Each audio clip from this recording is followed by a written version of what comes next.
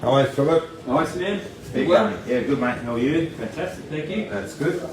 Now, where have we been? Where have you been for the last few weeks, Phil? Renovating my house. Yeah, been busy over here. No, that's all right. That's always good fun. No. No. Anyway. Hard work, isn't it? Nearly there, I suppose. Yeah, no, that's great. Good to hear. So, Yeah.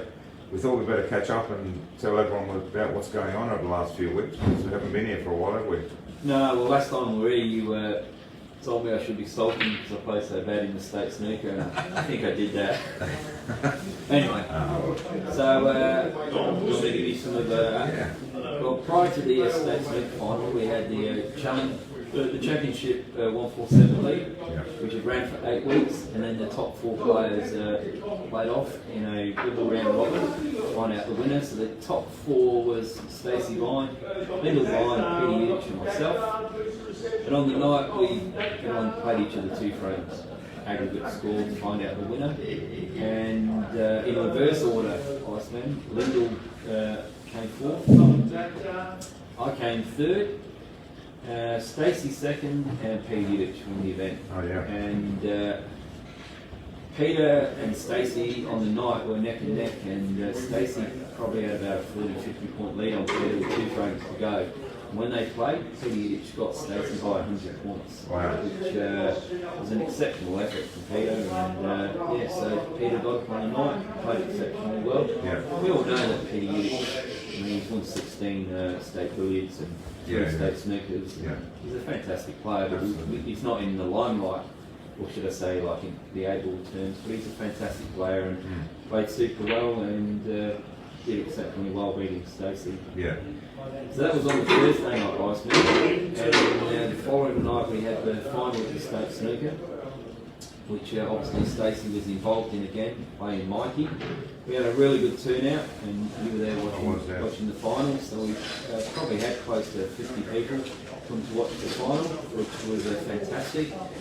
And I mean, you watched the final. Stacey's got up and beat Mikey 5-4 in a cliffhanger down to the very last pink ball. I mean, the black was over the whole where the puddle was pink in the match. And I've seen on Facebook there's a little bit of criticism of the standard of play, but I thought they did play well, and it was that tension that caused them to miss shots, and I think that's what makes them matches good. I think it's going backwards and forwards. Yeah. Not seeing what's going on. Well, Stacey was 4-3 down and knocked in at 70 clearance. 74. Yeah, which is, it's a bit of a statement to come back to 4-all and like, all right, I'm here now, like, let's go. And they both had the opportunities in that final frame too, so yeah, it was great to watch.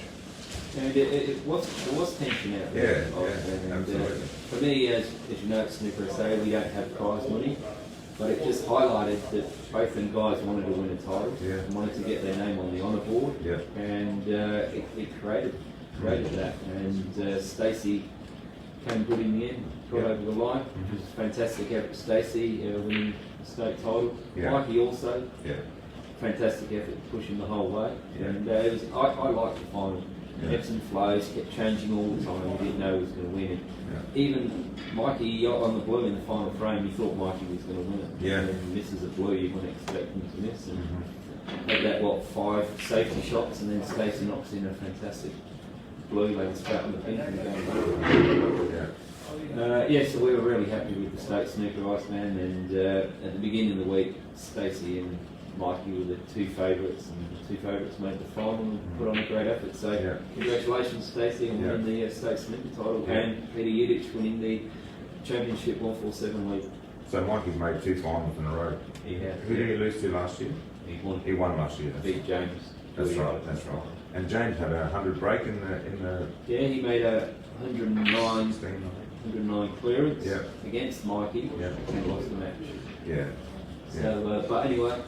It was 100 break. Fantastic. In tournament, you don't get the opportunities to make them hundreds in tournaments. There's not that many state titles, and where you can do it. So it's great effort. Knocking out 100.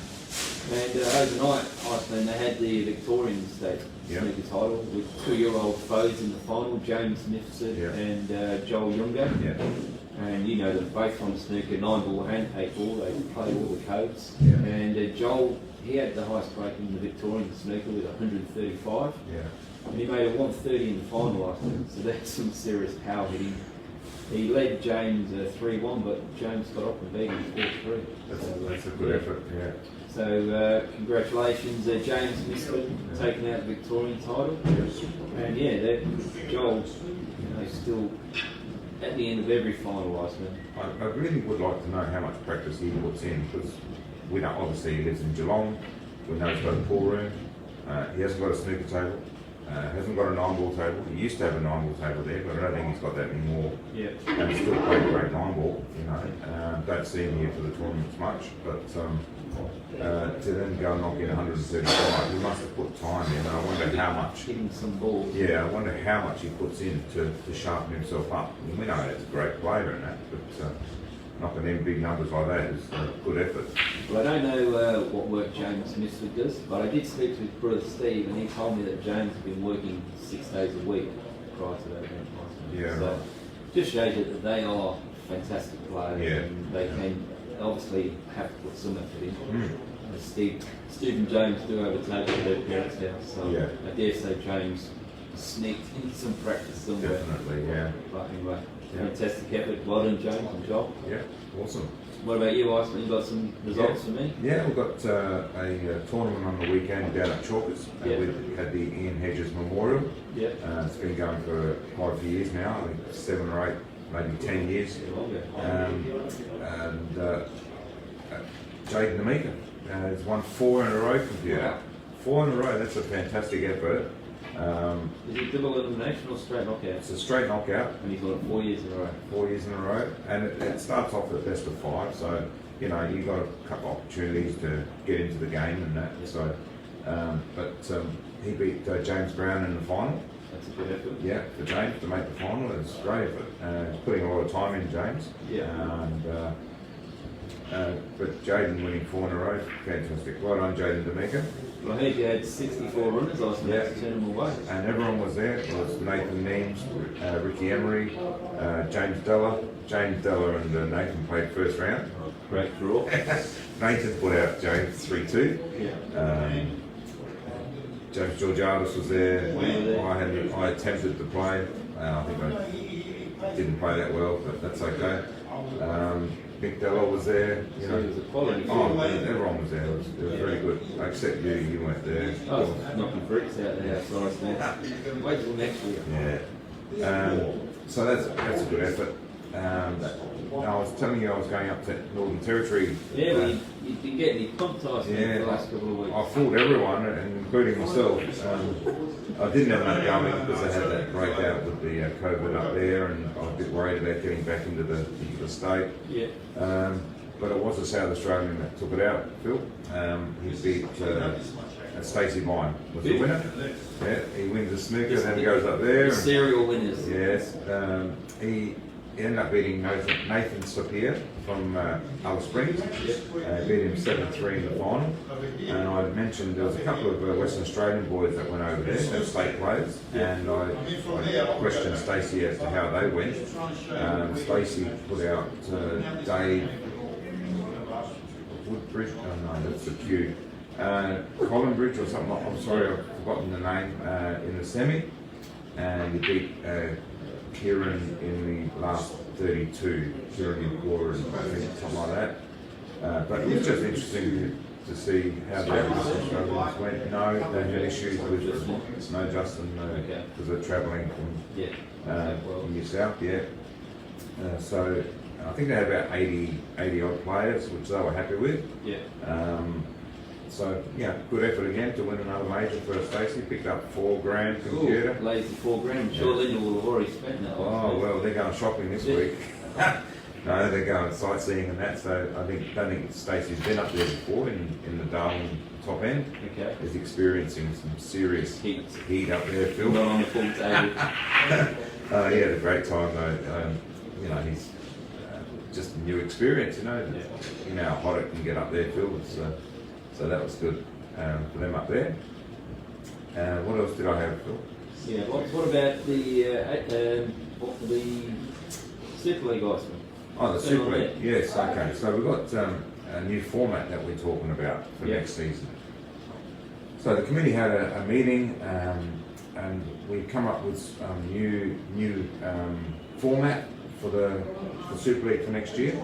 So the players have asked that, they've said that the night goes too long. So we've got 6x6 at the moment, which is 36 frames on 2 tables. Yeah. So we're reducing that to 5x5 on 2 tables. So instead of 36 frames, we're playing 25 frames. That's a big difference. Yeah, the handicaps will be adjusted to suit the number of frames that you can play. So handicaps will be adjusted. Also, the players have said that the season goes too long. So we're hoping, the couple of players from each team that drop out because obviously they're not going to get a run, going from 6 in the team to 5. So you might go from 8 to 7 or 7 to 6 for 5x5. We're hoping that a few of them players might join together and make up a couple of teams. So if we go with 20 teams for next season, we're looking at one full round robin, and then the top 10 and the bottom 10 will be separated. The top 10 will play for the major prize money and have a separate round robin, and the bottom 10 will play for the minor prize money. Okay, so they will have a round robin. So if we work on 20 teams, you have 19 matches in the first half, and that's plenty of opportunity to make the top 10. If your team's not good enough and just miss out on the top 10, well, you've had opportunities. Pretty fair. Yeah, you've had plenty of opportunities. Play every team. That's right. So once that goes to the 2 rounds, it's split up and you play another round robin of 9 weeks. So it turns out to be a 27-week season instead of a 34 that we're playing at the moment, plus finals. And so in saying that, they'll also give us an opportunity to play a summer comp at the end of the year. Okay, so the $100 registration will be the same, and that will cover you for the full year, so you will not have to pay another registration at the end of the season for the summer comp. So that's a good thing. You still have the prize money will go up. Instead of a 6x6, we're playing 5x5. It's still going to be $15, so it's going to work out to $3 a frame. So if players only get 4 games or 3 games, it's still going to be easy to work out. It's just $3 a frame. So there's no big problems there. Some other information that's come to hand in the last week or so is that Caruso's will not be putting any Super League teams in. Right, so they've decided they're going to run the Black Ball League on a Monday night. And is that all? So the Black Ball, is that like the South Australian Black Ball League all being run out of Caruso's? That's right. There's no other teams. And I think they've got the full 10 sides. But if you want to play black ball or get into a team, you need to contact Caruso's. And of course they only open late at night, like 6 o'clock or 7 o'clock. So you need to call after that, or get on their Facebook page maybe, or the Black Ball Association Facebook page, if you're interested in going further with the black ball. Now at the moment I think Caruso's have got 4 teams that play Super League. I haven't heard what they're doing, if they're going to turn to black ball. I hope that they still play Super League and they maybe pick a venue in the north that's got 2 tables out of a pub.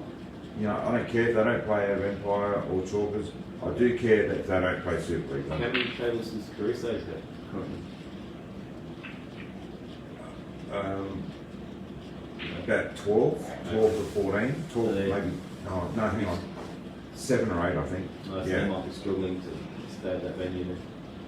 They've already said that the Caruso's will not be putting any teams in into Super League next year.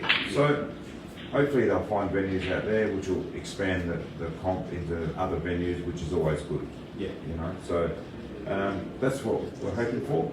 Well, positively Super League, guys, man. Obviously the members have complained about some issues, and you've addressed them. Well, the committee has. We've had a chat about it. They want it shorter. We've got it shorter. We want a shorter night so people can get home earlier.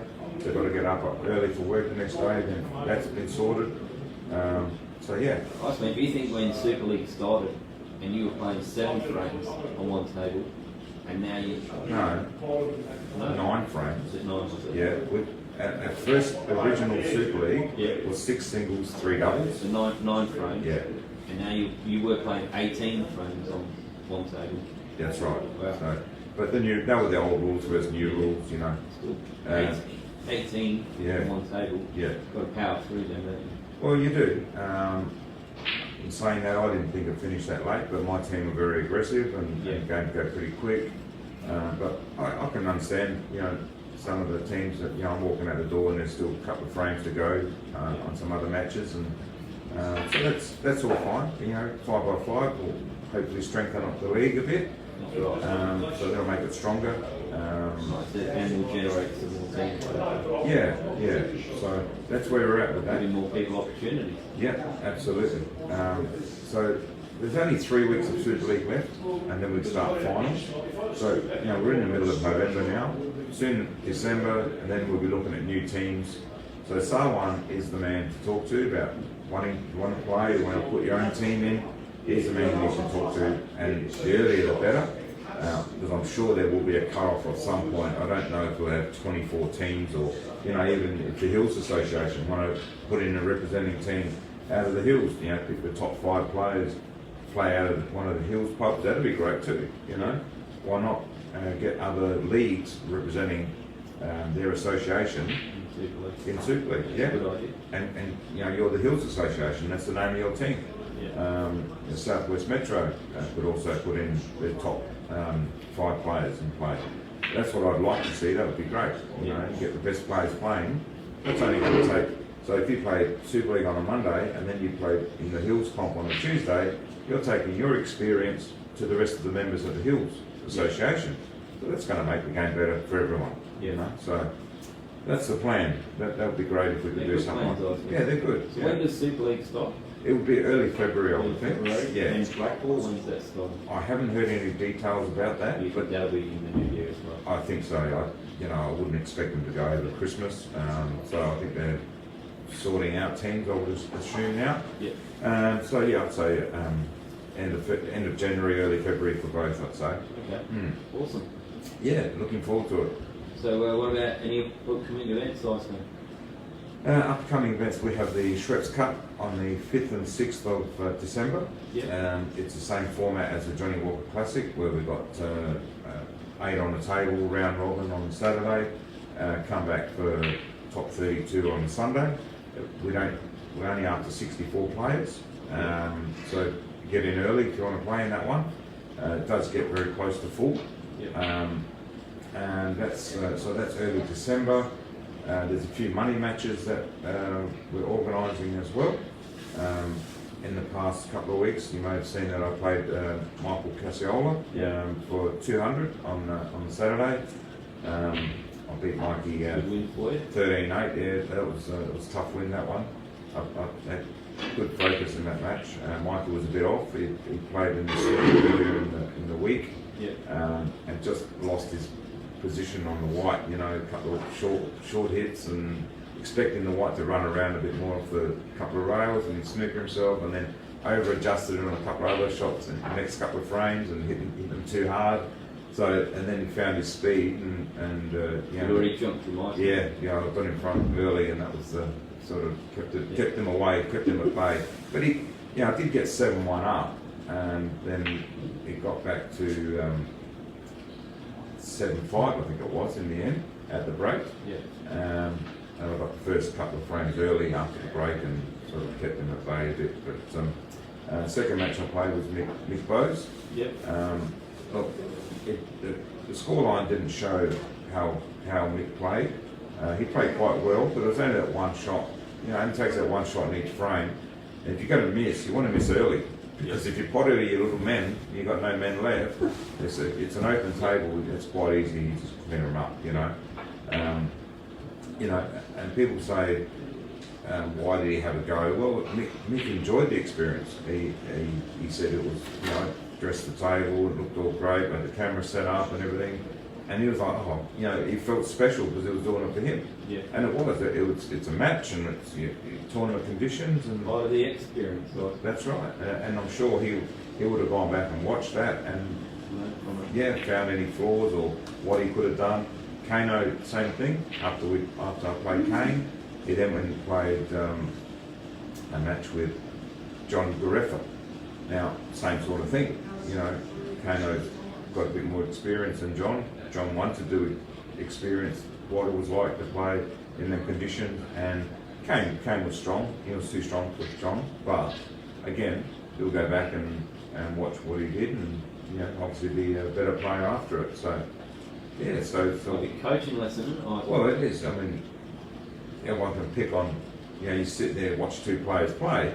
Oh, he did that wrong, and he doesn't stand right. But when you watch yourself, you know, you can see it's not that easy out there sometimes, and you can analyse your own game, which is what they're doing. So under pressure, which is always different to just having a hit. That's right. So other than that, not much else is coming up. You got anything coming up? We've got a couple of events, Iceman. On the 27th of this month, we've got the President's Cup, which is a 147 style snooker tournament. And then on the Sunday, we've got the President's Cup for billiards. We have Saturday, Sunday. It's an event that Barry Jenner plays in both. And it's just, both days are like fun events, Iceman. The billiards is 150 up. So he'd be putting a couple of grand prize money up, wouldn't he? Yeah, I've got old Barry. He'll do that in wine over the fire, Iceman. So we've got them two events in a couple of weeks' time. And then on the 18th of December, we've got the Ian Chappell Invitational. So that always ties in with the test match that's being held in Adelaide. But that's invitational only, Iceman. So I'm not sure who's in that at this stage, but we do have them two events. The only person I can probably guarantee is Stacey. Yeah, right. Because he's won every event. Yeah, fair call. And he won it last year. So he's probably defending, well, not probably, he'll be defending his title. So yeah, that'll be us to finish off the year.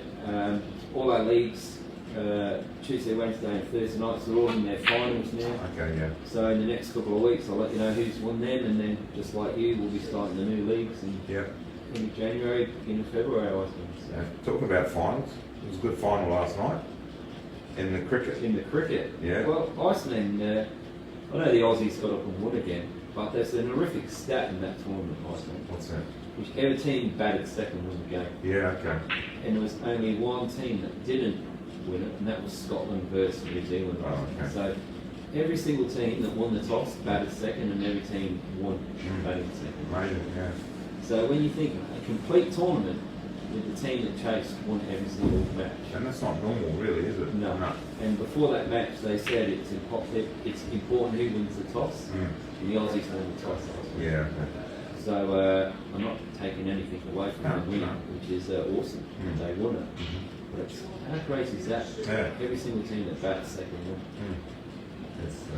If you knew that, you would make a lot of money, couldn't you? And Neil Robertson had a win again? Yeah, last week he beat John Higgins in the final. Was it 9-8? Was it 9-8? Yeah. Well, Iceland Higgins has lost back-to-back tournaments in the deciding front. And Iceland, he was questioning his game, just like everyone when they lose. Is it time to retire and all that sort of stuff? But amazing. How many titles is that? 21. 21 titles. That's huge. Absolutely. When you think the next best Aussie is Warren King making a ranking final, Warren lost that final, and then you got Neil with 21 ranking finals. That's awesome. Congratulations, well done. And we hadn't really heard of Neil the past several months in advance, and that. And bang, back to normal. Wins, that's awesome. Absolutely. Well, we've jammed a fair bit in today, Iceman. Good on you, buddy. Good to see you again. Thanks, Phil. And well done, Stacey, winning NT. And all the guys that won tournaments the last couple of weeks, Jaden, Stacey, Peter Udich, all good stuff. Anyway, we'll see you shortly, Iceman. All right, buddy. See you, mate.